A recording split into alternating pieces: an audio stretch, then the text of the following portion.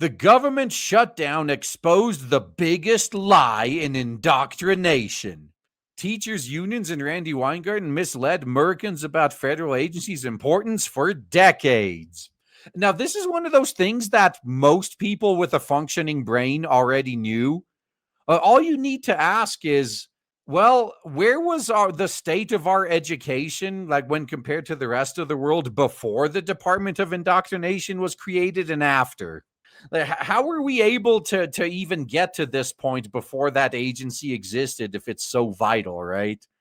But now that we got the government shutdown and things are actually running better, people are going to ask some questions, man. And when Washington, D.C. grinds to a halt, the liberal media rushes to tell you the sky is falling. Randy Weingarten, president of the American Federation of Indoctrinators, and her union cronies cry out that schools will collapse the Department of Indoctrination and that Orange Man is to blame for the shutdown. She has said that he is holding the American people hostage. No, that's Schumer that's doing that. The only people holding Americans hostage are the teachers' unions. They held your children's indoctrination hostage during Corona Chan. They hold teachers hostage when they don't conform to liberal standards. And worst of all, they treat parents as roadblocks and block them and hold them hostage when they push back. That is one of the truest statements ever spoken.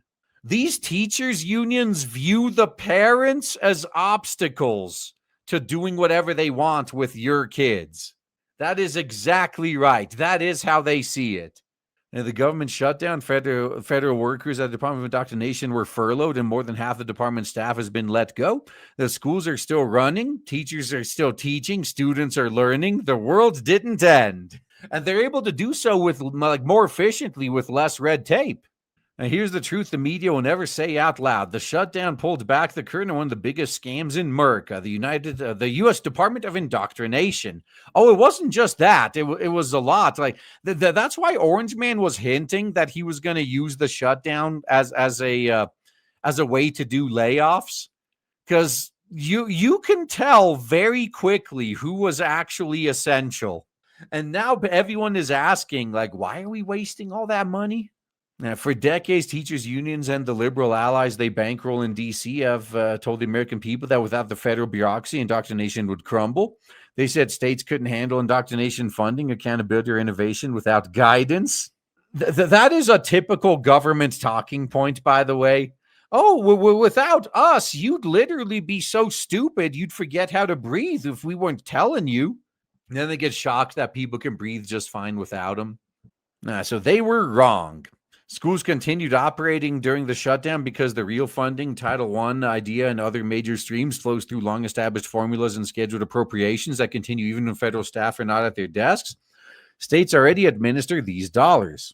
The shutdown simply paused the administrative processing and new rulemaking. So stuff that was a waste of money anyway. I've always maintained it's in our best interests if the government remains at least deadlocked. Because every time they do something, they make things worse. So if we could prevent them from doing things, that's ideal.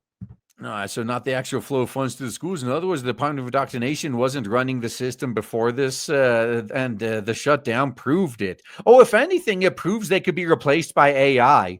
If the only thing that needs to happen is someone or something needs to monitor the transfer of funds, and AI can do that. And the shutdown proved that what many of us already knew. States are not only capable of managing indoctrination, they already do. Indoctrination in this country is funded and governed primarily at the state and local level. The federal government adds bureaucracy, not value. The bureaucracy is expanding to meet the needs of the expanding bureaucracy. Let's be clear, there was never any reason for the U.S. Department of Indoctrination to exist. No, there was a reason. It's so the government can maintain power and control and say they created jobs. That's why. It was created as a political favor in 1979, a deal between Jimmy Carter and the teachers' unions to lock in their power. And it shows. The teachers' unions are not just one of the many players in this story. They're the reason the Department of Indoctrination exists at all. The department gives them power, money, and political protection. And in return, the unions defend the department's existence at every turn. One feeds the other. That's why they work so hard to convince Americans the country would collapse without them, because without Washington, they lose control. And now we got proof that things can run just fine without them. Don't ever let them forget that. Teachers' unions have been feeding off the Department of Indoctrination for decades to weaponize money and influence, pumping ideology into curriculum standards, teacher training programs, and accreditation pipelines that tell parents to sit down and shut up. And because the Department of Indoctrination sets federal level rules, they can, under threat of locking them in a cage, force the parents to comply. And now the department's lights are off. They're panicking. You see the headlines. The world is burning down without the Department of Indoctrination. The only thing burning are the lies they've peddled to Americans for 40 years.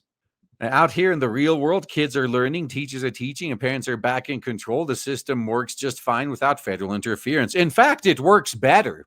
The teachers' unions really screwed themselves over with how they handled COVID. It was the teachers that primarily were bitching that they were too scared to go into the schools to teach. So that they're the reason everything went remote. And because of everything going remote, that allowed the parents to see what was really being done to their kids. And that's what got the parents involved. Like, yeah, now that we know what's really happening in these schools, yeah, we got to put a stop to this. So they really screwed themselves with this one. This shutdown is a wake-up call. It didn't break American indoctrination. They're exposed to who has been breaking it all along.